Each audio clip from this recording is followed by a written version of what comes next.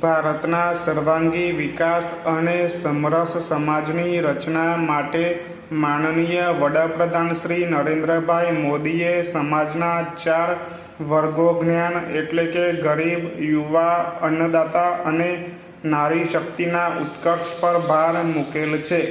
આર્થિક વિકાસ અને સામાજિક સુરક્ષાના સુગમ સંયોગથી છેવાડાના માનવી સુધી સરકારની યોજનાઓનો લાભ પહોંચે તેમજ તેમની આવક વધે તે સુનિશ્ચિત કરવાનું અમે નક્કી કર્યું છે. પકડો.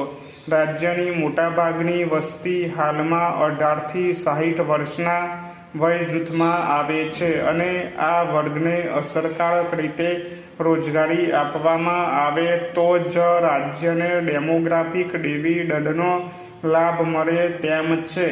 છેલ્લા 2 દશકના ઝડપી વિકાસના કારણે વિકાસની નવી ક્ષિતિજો ખુલતા રાજ્યમાં રોજગારીની વિપુલ તકો સર્જાયેલ છે. રોજગારીની આ તકોનો લાભ લેવા શિક્ષણ અને કૌશલ્યવર્ધન દ્વારા યુવાનોને સુસજ્જ કરવામાં આવશે.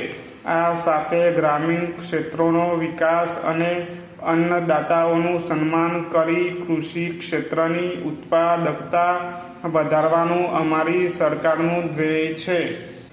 ફકરો. ભારતીય સંસ્કૃતિમાં કહેવાયું છે કે આધુનિક સમાજના વિકાસ માટે મહિલાઓની અગત્યની ભૂમિકા છે, જેથી દરેક ક્ષેત્રમાં તેમની ભાગીદારી સુનિશ્ચિત કરવા સરકારે વિવિધ પગલાં લીધેલ છે.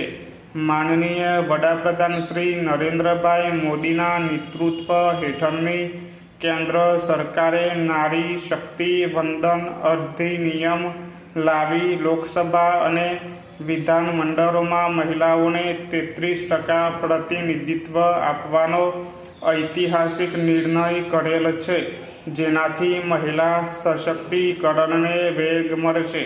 મહિલાઓના પોષણ, આરોગ્ય અને શિક્ષણને સુદૃઢ કરી તેમનો આર્થિક વિકાસ કરવા તેમજ તેઓને સામાજિક સુરક્ષા પ્રદાન કરવા આગામી વર્ષના બજેટમાં વિવિધ જોગવાઈઓમાં નોંધપાત્ર વધારો સૂચવવામાં આવેલ છે. આમ અમારી સરકારના દરેક આયોજન અને કાર્યક્રમોમાં ગરીબ, યુવા, અન્નદાતા અને નારી શક્તિને વિશેષ પ્રાધાન્ય આપવામાં આવેલ છે.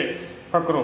વિકસિત ભારત 2047 માટે ગુજરાતની દિશા નક્કી કરી રાજ્યના 7 કરોડ ગુજરાતીઓના સ્વપ્નો અને આકાંક્ષાઓને મૂર્તિમત કરવા વિકસિત ગુજરાત 2047નો વિઝન ડોક્યુમેન્ટ અમારી સરકારે બહાર પાડેલ છે.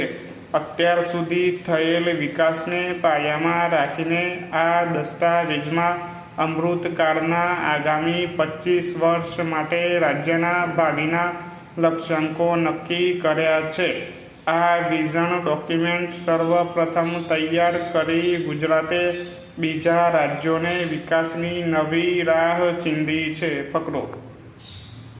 વિકસિત ગુજરાત 2047ની આ સંકલ્પનાના 2 મુખ્ય પાયા છે. વિશ્વ કક્ષાની ઉચ્ચ સગવડોયુક્ત જીવન સ્તર ઉપલબ્ધ કરાવી રાજ્યના દરેક નાગરિકને સમૃદ્ધ જીવન આપવું તે પ્રથમ પાયો છે.